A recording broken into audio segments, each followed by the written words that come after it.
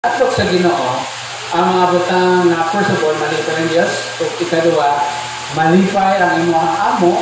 O ikatulo, malipay ang mga kaubanan. Pero not everyone na maka-appreciate din ng buhay. Sa palimanay, hinahimo na ito ang tanan para kung pwede, hindi mag-away. Pero hindi man kaya na ay mga sinubagal, utahay, sinubagay pulong, ang uban nagdiluparay mga planggana, plato, tungod ka wala magpadaog. Pero kung mapag-usa na ay ginahimo in order na mapahimuot ang iyahang maubad sa palimalay, maglulungtad ang iyahang pamilya.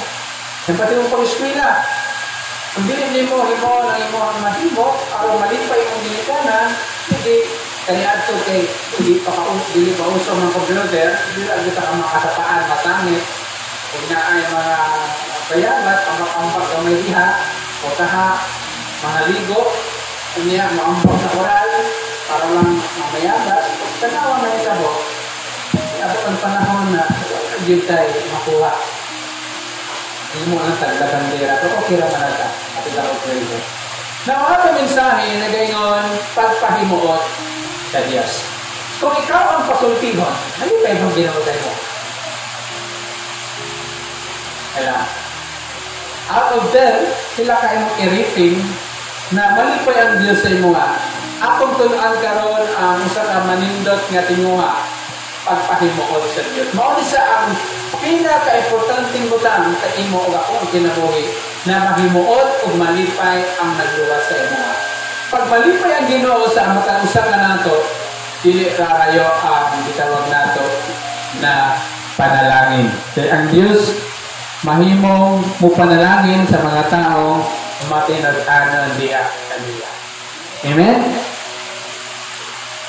Kung tanaw na to ang desires, balik ko na to ang verses 5 sa book of Hebrews chapter 11, 5 to 4, na ay mga tao na i-mention diri na naa sila desire, na sila tinuha para mapahimuot ang Diyos. So, kung ako silang isa-isahon, first, makita na to ang nakabutang sa verse 4 nga si Abel. O sa libuat ni Abel, tungod sa pagtuo, halad siya, nag-sacrifice siya o buhi nga sacrifice. Muto ang pinakanindot. Ikaduwa, si Enoch. Ang sa libuat ni Enoch, na nakapahimuot sa Ginoo, naglakaw siya nga matarong. Ikatulo, si Noah. Ang libuat ni Noah, nag-obey siya sa Ginoo. Muna sila ang mga hero na ato ang heroes ato mabatian in the book of Hebrews 4 verse 6. Sa ato na patay desire. Kung sa ato tinguha para sa ato ang kinabuhi, sa ato ang spiritual na kinabuhi. If you desire para lipagin ng Diyos na akasatama nga dalan. At pag naitulo ka mga ay na ato ang karong tunan. Number 1, doon ka mag-focus sa one verse in verse 11 and verse 6 in chapter 11. But without faith, it is impossible to please Him. Number 1, impossibility. From the opposite word, possible. Isa pa word na possible? Mahimo. Kaya. May gutang impossibility. Di din mahimo. Dili yun mahatag o katunanan. Impossibility ang pagpahimuot sa Ginoo kung wala kay pagtuo. Hello. Bisan pag mutambling-tambling ka sa worship service, kung nga-ngaag ka diha, magpagsinggit ka diha, pero wala kay pagtuo sa Ginoo, pag ulit, yaw-yaw na diya, kung kasama nila, may bukas, ulit ka na. Dili din malipay ang Ginoo. Hello.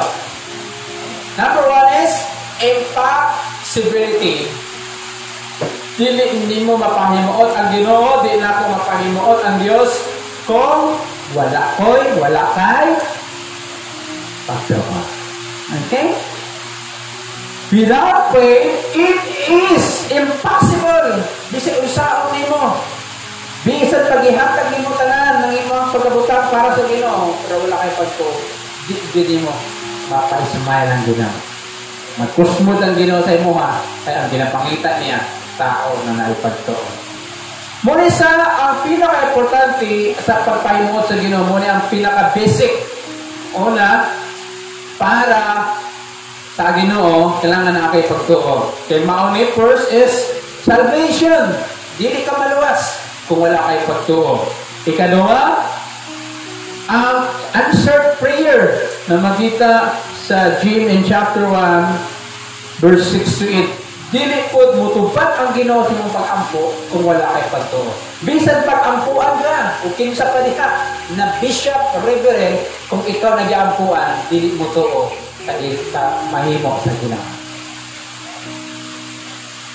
At na to, importante kaayo na kita mismo na naay pagtuo. Bisan pag naay pagtuo, nag-pray mo kung ikaw na di ampuan, walay pagtuo, dili mo madawat imong prayer. Religious activity does not always please God. Ang mga relihiyoso na mga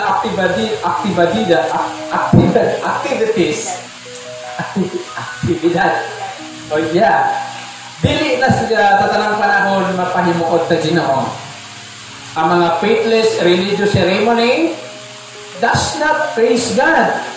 Faithless giving does not praise God. Dili ko makapahimot ang Ginoo ang paghatag na walay pagtuo. Kinakita mo ni hatag sa bro, maulaw magkuani. Simingon sa pulipot ko. Mahatag ka, pero walay pagtuo. Dahil kinang nihatag ka, kaya nagtuo ka ng Ginoo mo provide. So, I remember sa Bible na ay usa ka biyuda. Or sa mga biyuda, biyuda po yun, anyway. So, makita na to in the book of Luke, sa libro sa Lucas na ay biyuda na sentimos lang yung ihatag, pero nakita sa Ginoo na dihatag niya ang tanan. Muhatag ka kay mauna ang imong kasing-kasing. Even na kinahanglan niyo mo to. Pero kung muhatag lang ka para dili ka mawalaan sa record, nakita sa Ginoo na wala kay pagtuo. Kusmot paglit ka, kay gipugos ka, gasapaan ka muhatag niya. Diba? O, importante kayo, ang paghatag na adi pagtuo. Kay mauna ang malipay ang Ginoo. Mauna ang times na ma-experience niyo mo na bisan pag na may mga panahon na nahugdan ka, pero na adi mo abot. Pa-observe mo na. Importante kayo na nakay pagtuo diya sa paghatag. Pero pangutana, unsa ba ang word na faith? Nanong makaingon man ko, imposible kayo na malipay ang Diyos kung wala kay pagtuo. Unsa ba ang kahulugan sa pagtuo?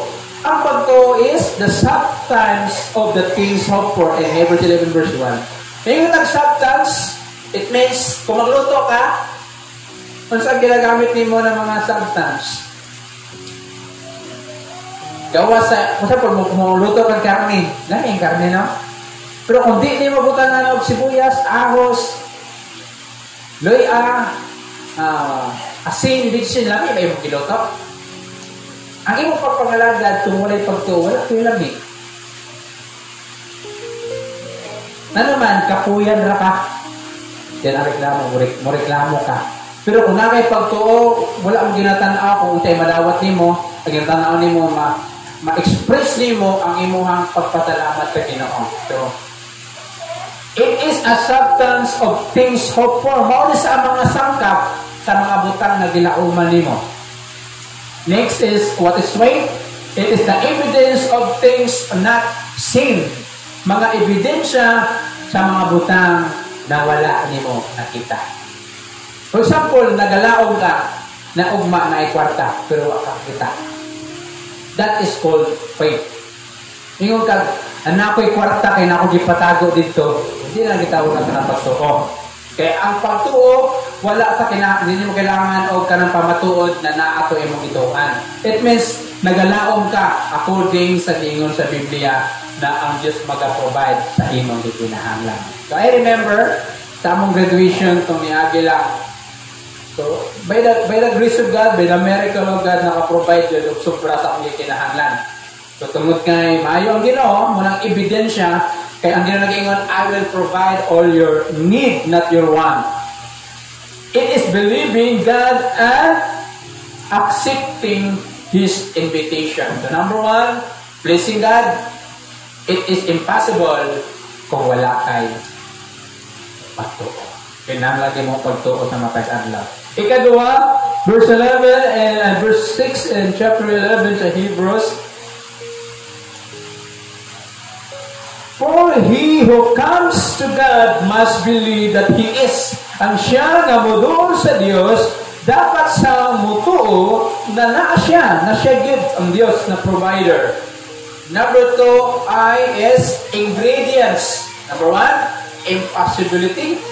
Number 2, ingredients. Kanang pagpalami para malipay ang Dios. Di ba kanang nakahimoon para malipay ang imuhang friends, marini mo, yung kala, Marika, gwapa naman mo. Mo ito tinaod ka. Hala, Marika, tinusin mo sa nina ba? Wala ka tinusin mo sapatos. Diba? Ingredients to siya para malipay siya. So, tanaman niya na, ito, daan naman niya ako gusto. The same sa Ginoo, ang sangka o ingredients na malipay ang Diyos, tinangan din niya ang imong pagtuo. Mutuod yung ka na ang Ginoo mo provide, ang Ginoo mo ayo, kung di man sa mo ayo, na atay gusto ipahimo sa imo. Na atay gusto iparealize sa imo, ipamalandog sa imo, kung sa Diyos ang imuhang kakulangan, kung sa ba akong kakulangan, nanong nagpabiling ko, kung sa pahinungdan na nasakit ko, kung sa ba akong gibuhat sa akong lawas, o kung sa ba gibuhat na ako sa patanon pa ko. Dito pwede basulon ang Diyos sa sitwasyon karon kung kaniadto gabin ta ka apusador sa atong lawas. Hello. Pag abot na ito og 30, musugod na dira ang mga balatian, mukulit na ka sa atong binuhatan sa dihang patanon pata. Hello. That's why I remember sa bata-bata pa ko, halos tagabinog ko kahilabos kay, oh, grabe! Tanawa na daot ang mata. Matulog na ko ang Ginoo.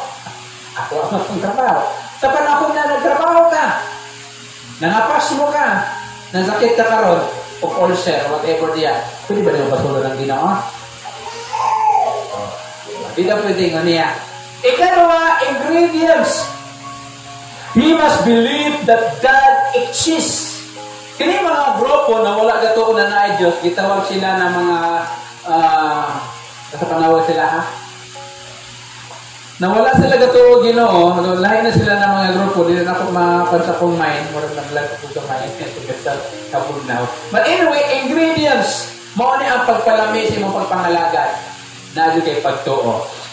One thing to pray, but another thing to believe that God hears. So, lahi ang mag-ampo ka, lahi po na mutuo ka na mamati ang Diyos. Di ba natuo man ta na mag-pray ka? Right pa na mutuo ka na mutubag siya. Ito sila magkapareho. One thing to worship, and another to believe He is accepted. Kabaluta na kinanglan na musimba sa Ginoo, pero lahi po na mutuo ta na gidawat niya atong pagsimba. Amen? We must believe that God reward those who diligently seek Him. Kanang kugihan jud ka, mangita sa Ginoo, dili ka ma-discourage, mo ampo jud ka, then imo jud tinguhaon, ako din siya ang saan na ihatag din niya, di ka mo sukutog, di mo nihatag kay anak ra ba ko nimo, di ba ko nimo pinaangkat. Hello. Di ba na kay mga anak, kita na mga anak diya. Once na mangayo na imong anak, dili na mo undang hangtod dili na madawat imong iya gipangay sa imo ha. Kagi mo na ilakan pa ka, bibiran pa ka diha. Di ba? Na naman nakahibalo ang bata na ilahan ka niya o ginikanan ka niya. Kita kahanap ka ilan yung Ginoo. Dapat di kita mundang ka kay Jacob, di lang gibuyan ang angin sa Genesis chapter 32, nakigumugod siya, panalangini ko ba? Nabuhi ko kagalaw na, panalangini ko. Sa pangalan mo Jacob, karoon pangalan mo Israel. Pagkinabuhi na to, para malipay ang Ginoo, ang sangkap ingredients mao ang pagtuo. Amen? The real faith changes lives. Ang tinuod nga pagtuo, makababato o kinabuhi.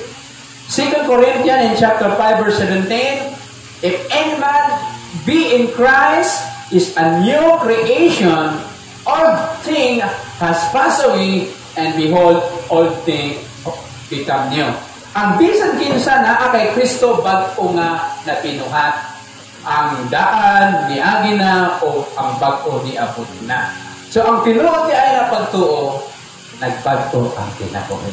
Ang pangutana, nagbago ba atong kinabuhi? Tanaway mo katupad. Kamurang po na. Nagbago ka ng kinabuhi na. Tanaway ko limong kayo mong lingon. Nagbago ka ako, Lord. O ako arang bisyo kita ng bago. Bago magbilang atong panagway, bago sa panahon.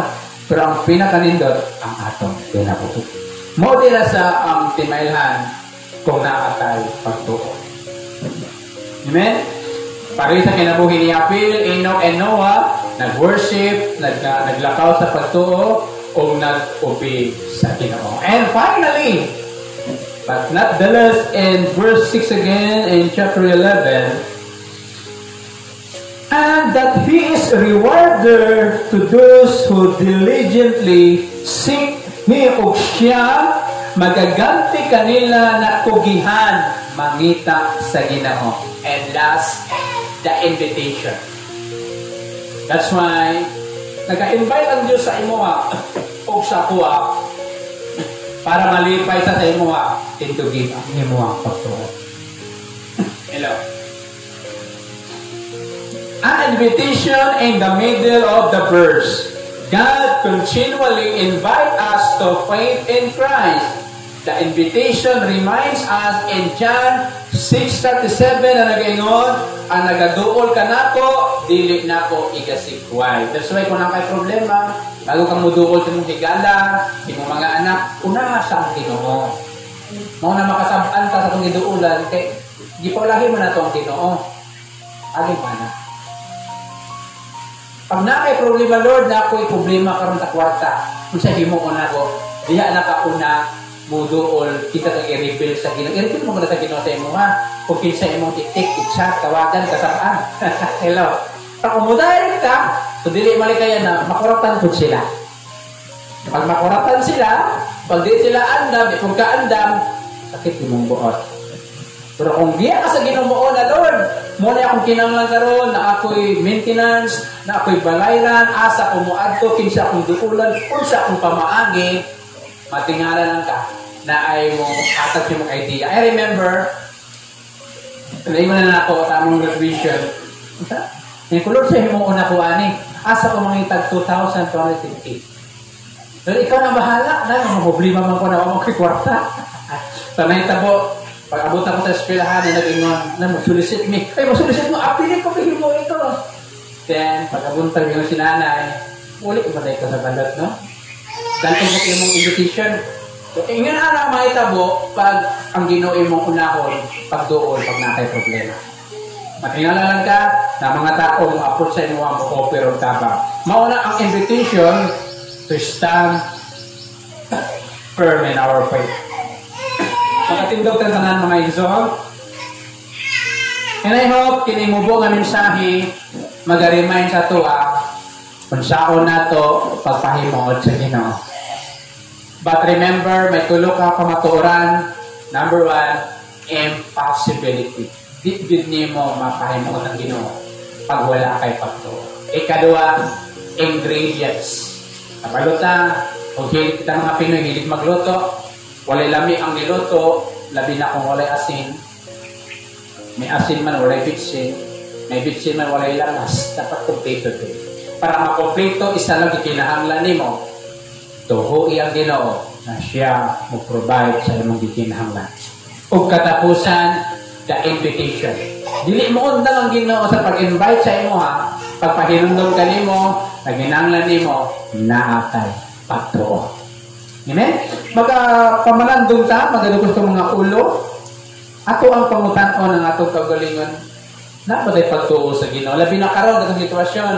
Napalimalay nato, na kay mga problema, pinansyal, na kay problema pisikal, nagluya ka, kung sa pahimuon nimo, ang tubag na arap po sa imo ka. Kinanglan lang nimo imong gunitan, tindugan, ipaglaban ang imong pagtuo na ang Dios buhi o dili niya kita pasagdan.